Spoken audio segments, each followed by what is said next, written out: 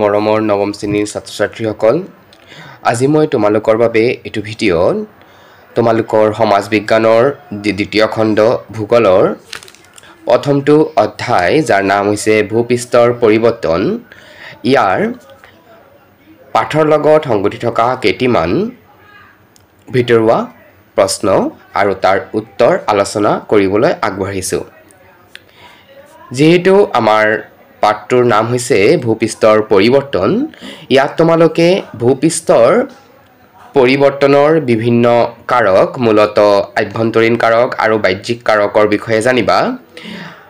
ইয়াৰ ভিতৰতো এইটো পাঠত তোমালোকৰ ভূপৃষ্ঠৰ পৰিৱৰ্তনকাৰী বাহ্যিক কাৰকৰ ওপৰতে বেছিকৈ আলোকপাত কৰা হৈছে, যেনে নদীৰ কাৰ্য, বতাহৰ কাৰ্য, হিমবাহৰ কাৰ্য আৰু সাগৰৰ ঢৌৰ কাৰ্য। তোমালোকে চাই আছা আকাশ ক্লাছেছ আছাম। আমাৰ প্ৰথমটো প্ৰশ্নত সুধিছে পৃথিৱীৰ উপৰিভাগৰ কিমান শতাংশ জলভাগ আৰু স্থলভাগে আগুৰি আছে?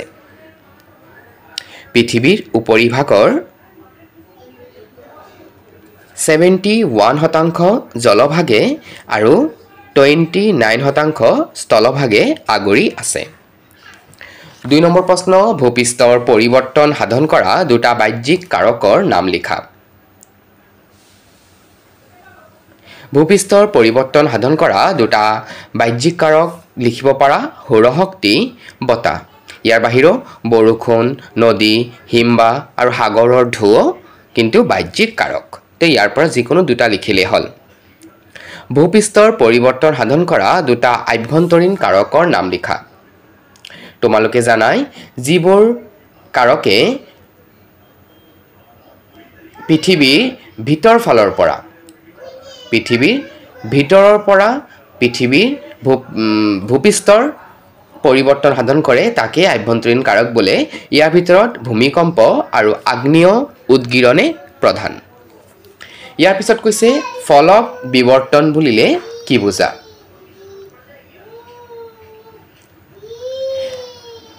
ভূপৃষ্ঠৰ পৰিৱৰ্তনৰ যি আভ্যন্তৰীণ প্ৰক্ৰিয়া, সেই আভ্যন্তৰীণ প্ৰক্ৰিয়াৰ মূলত জড়িত হৈ থকা যি প্ৰক্ৰিয়া তাকে কোৱা হয় কি? ফলক বিৱৰ্তন। পৰৱৰ্তী প্ৰশ্ন, অৱবাহিকা কি? তো অৱবাহিকা বুলি ক'লে আমি জানো ইয়াৰ লগত জড়িত হৈ থাকিব নদী। অৱবাহিকা হৈছে একোটা এলেকা য'ৰ পৰা নদীয়ে ইয়াৰ উপনদীসহ নামনিলৈ পানী কঢ়িয়াই আনে। পৰৱৰ্তী প্ৰশ্নত দুটা পানীৰ উৎসৰ নাম লিখিবলৈ কোৱা হৈছে। পানীৰ কেইবাটাও উৎস আছে, যেনে বৰষুণ হ'ব পাৰে, পৰ্বতৰ উচ্চাংশত জমা হৈ থকা বৰফ বা ভূগৰ্ভৰ পৰা ওলাই অহা নিজৰা আদিও হ'ব পাৰে। নদীৰ তিনিটা কাৰ্য কি কি বুলি সুধিছে? নদীৰ তিনিটা কাৰ্য হৈছে খনন বা ক্ষয় কাৰ্য, পৰিবহণ আৰু অৱক্ষেপণ বা জমাকৰণ কাৰ্য। পৰৱৰ্তী প্ৰশ্নত সুধিছে নদীৰ গতিপথ বুলিলে কি বুজা?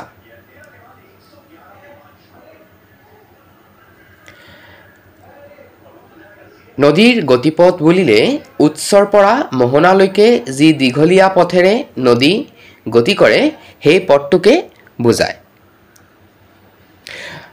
নদীৰ পাৰ্শ্ব খননৰ এটি উদাহৰণ দিবলৈ কোৱা হৈছে। নদীৰ পাৰ্শ্ব খননৰ এটি উদাহৰণ হৈছে গৰাখহনীয়া। পৰৱৰ্তী প্ৰশ্ন, নদীৰ সৰ্পিল গতি বুলিলে কি বুজা? নদীয়ে একা বেকা পথৰে কৰা গতিকে সৰ্পিল গতি বুলি কোৱা হয়। ইয়াৰ পিছত কৈছে অশ্বক্ষুৰা হ্ৰদ কি?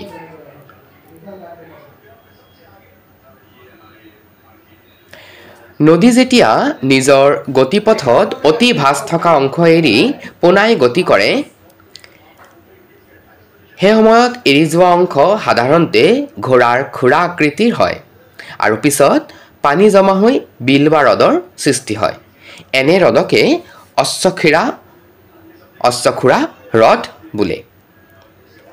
এটি অশ্বক্ষুৰা হ্ৰদৰ নাম লিখা বুলি কৈছে। তোমালোকে ক'ব পাৰা যে আমেৰিকা যুক্তৰাষ্ট্ৰৰ এৰিজনাত কলৰাডো নদীয়ে সৃষ্টি কৰা অশ্বক্ষুৰা হ্ৰদ অশ্বক্ষুৰা হ্ৰদৰ এটি উপকাৰ লিখিবলৈ কোৱা হৈছে ইয়াত তোমালোকে ক'ব পাৰা যে বাৰিষা কালত ই যথেষ্ট পানী ধৰি ৰাখি বানপানীৰ প্ৰাবল্য কমাই ৰখাত কিছু পৰিমাণে হ'লেও সহায় কৰে পৰৱৰ্তী প্ৰশ্ন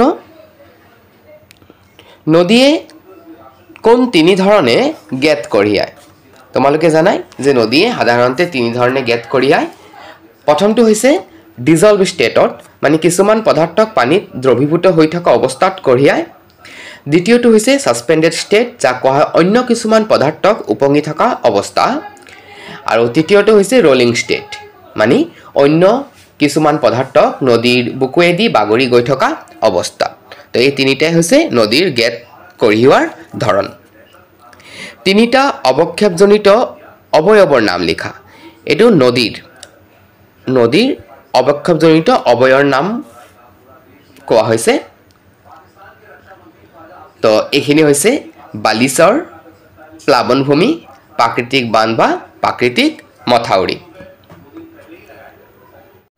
পৰৱৰ্তী প্ৰশ্ন নদীৰ সাধাৰণতে কোনটো অংশত খনন কাৰ্য চলে সাধাৰণতে নদীৰ উচ্চগতি অংশত খনন কাৰ্য চলে প্লাৱনভূমি কাক বোলে নদীৰ দুয়োপাৰে যুগ যুগ ধৰি গেট জমা হোৱাৰ ফলত পলসুৱা সমতল ভূমিৰ সৃষ্টি হয় ইয়াকে প্লাৱন ভূমি বোলে পৃথিৱীৰ আটাইতকৈ বৃহৎ নদীদ্বীপৰ নাম কি পৃথিৱীৰ আটাইতকৈ বৃহৎ নদীদ্বীপৰ নাম হৈছে মাজুলী পৰৱৰ্তী প্ৰশ্ন বদ্বীপ বুলিলে কি বুজা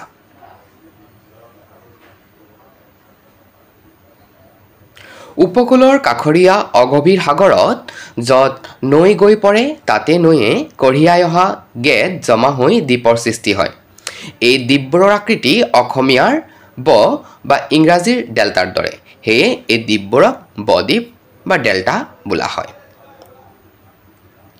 বদ্বীপৰ সৃষ্টি ক'ত হয় তো প্ৰায়বোৰ নদীয়ে নিজৰ নিজৰ মোহনাত বদ্বীপৰ সৃষ্টি কৰে পৰৱৰ্তী প্ৰশ্ন বালিয়াৰী কাক বোলে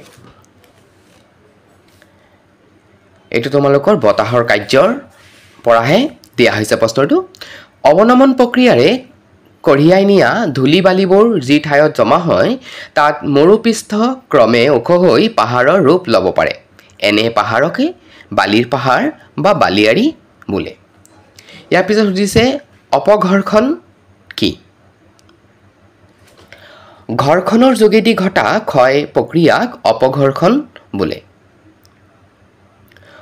অপঘৰ্ষণৰ ফলত সৃষ্টি হোৱা দুটা অৱয়ৱৰ নাম লিখা অপঘৰ্ষণৰ ফলত সৃষ্টি হোৱা দুটা অৱয়ৱৰ নাম হৈছে ইনচেলবাৰ্গ আৰু ইয়াৰডাং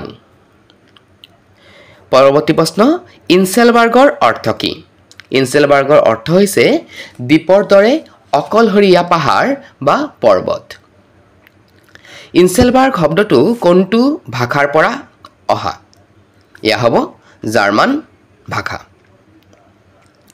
হিমবাহৰ গতিবেগ কিমান হিমবাহৰ গতিবেগ হৈছে দিনটোৰ ভিতৰত 1 মিটাৰতকৈও কম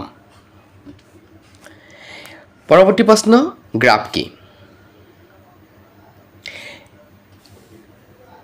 হিমবাহে বৰফৰ উপৰি অন্য বহুতো পদাৰ্থ কঢ়িয়াই আনে এনেদৰে কঢ়িয়াই অনা বৰফৰ বাহিৰে অন্য পদাৰ্থবোৰক সামগ্ৰিকভাৱে গ্ৰাফ বোলে গ্ৰাফৰ প্ৰকাৰ কেইটা কি গ্ৰাফৰ প্ৰধান 4টা প্ৰকাৰ হৈছে পাৰ্শ্ব গ্ৰাফ মধ্য গ্ৰাফ ভূমি গ্ৰাফ আৰু প্ৰান্ত গ্ৰাফ হিমবাহৰ অৱক্ষেপজনিত 3টা অৱয়ৱৰ নাম লিখা হিমবাহৰ অৱক্ষেপজনিত 3টা অৱয়ৱ হৈছে ড্ৰামলিন এস্কাৰ আৰু কেম পৰৱৰ্তী প্ৰশ্ন উপকূল কাক বোলে সাগৰ মহাসাগৰৰ পাৰ বা তীৰক উপকূল বোলে পৃথিৱীৰ উপকূল ৰেখাৰ সৰ্বমুঠ দৈৰ্ঘ্য কিমান পৃথিৱীৰ উপকূল ৰেখাৰ সৰ্বমুঠ দৈৰ্ঘ্য প্ৰায় 0.5 নিযুত কিলোমিটাৰ সমুদ্ৰ গঢ়া কি সাগৰ মহাসাগৰৰ উপকূল গ্ৰেনাইট বেছল্ট আদিৰ দৰে কঠিন শিলৰ দ্বাৰা গঠিত হ'লে সাগৰৰ ঢৌৱে তাত ক্ৰিয়া কৰি থিয় গৰাৰ সৃষ্টি কৰে এনে থিয় গৰাকে সমুদ্ৰ গৰা বুলি কোৱা হয় ইয়াৰ পিছত সুনামি কি সুনামি জানাই যে সমুদ্ৰতলিত ডাঙৰ ভূমিকম্পৰ ফলত সৃষ্টি হোৱা যি শক্তিশালী ঢৌ তাকে সুনামি বোলা হয় পৰৱৰ্তী প্ৰশ্ন ভাৰতৰ এটি বালিয়া তটৰ নাম লিখা তো চেন্নাইৰ মেৰিনা বালিয়া তট ক'ব পাৰা এটি সমুদ্ৰ গৰাৰ নাম লিখা বুলি কৈছে তো এটি সমুদ্ৰ গৰা হ'ব ফ্ৰান্সত অৱস্থিত ইট্ৰেটাট সমুদ্ৰ গৰা চানডুবি বিল কেতিয়া সৃষ্টি হৈছিল ইয়া হৈছিল 1897 চনৰ ভূমিকম্পৰ ফলত কোন চনত অসমত এটি পলয়ংকাৰী ভূমিকম্প হৈছিল ইয়া হ'ব 1950 চনত পাৰ্বত্য হিমবাহে সৃষ্টি কৰা এটি অবয়ৱৰ নাম লিখা ইয়া হ'ব ইউ আকৃতিৰ উপত্যকা এটি পাঁচগ্ৰাবৰ নাম লিখা বুলি কৈছে তো গ্ৰাবৰ যে চাৰিটা প্ৰকাৰ আছিল তাৰ পৰা এটি পাঁচগ্ৰাবৰ নাম সুধিছে তো তোমালোকে ক'ব পাৰা যে কানাডাৰ ব্ৰিটিছ কলম্বিয়াৰ সলমন হিমবাহৰ পাঁচগ্ৰাব এতিয়া সুধিছে অৱনমন কি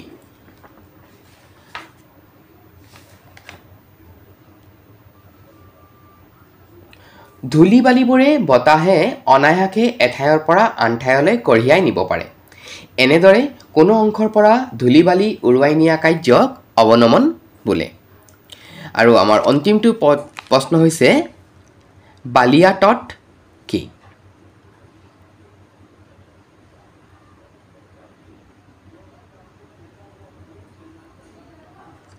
সাগৰ মহাসাগৰৰ ক্ৰিয়াৰ ফলত বালি জমা হৈ সৃষ্টি হোৱা ঢালযুক্ত অবয়ৱকে বালিয়া তট বোলে তেনে ছাত্ৰ ছাত্ৰীসকল এয়াই আছিল আমাৰ ভূগোলৰ প্ৰথমটো লেসনৰ পাঠৰ ভিতৰুৱা প্ৰশ্ন উত্তৰৰ শিতান আশা কৰোঁ ভিডিঅ'টো তোমালোকে ভালে পাইছা